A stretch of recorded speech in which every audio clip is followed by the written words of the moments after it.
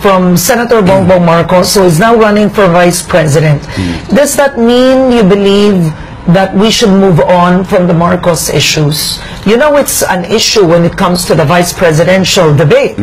You have Leni Robredo saying, and many other sectors saying, you should first apologize. The Marcoses should return their ill-gotten wealth. Where do you stand on that, given you've accepted his endorsement? Well, I'm grateful. Karen, if you're going to vote for me, thank you.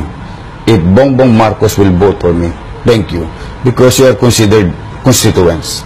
Lahat tayo, no? So sa akin, malaking bagay yun. Any help will do. Now, second, should he apologize? I think it's the wrong question. Ang tamang question is, may kasalanan ba siya? That, siguro yun ang i-identify natin. Because, ang tanong ko sa'yo, may kasalanan ba siya? Si Senator Bongbong? Well, I don't know with people kung siya ay nagkasala sa pagiging anak ni Ferdinand Marcos. Hindi ka makakapamili ng magulang, Karen. May mga magulang na mabuti, may mga magulang na masama. But it doesn't mean ay kasalanan ni Pedro, kasalanan ni Juan. Kaya yung mga mag-aakusa, hindi lang si Bongbong Marcos kung pinag-uusapan natin. You should prove it dun sa person na inaakusahan. No? Eh, kasi lumalabas na lamang yan.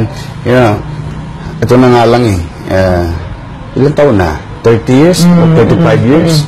Yeah. No? Now, okay. Parang, kailan tayo mag-move on?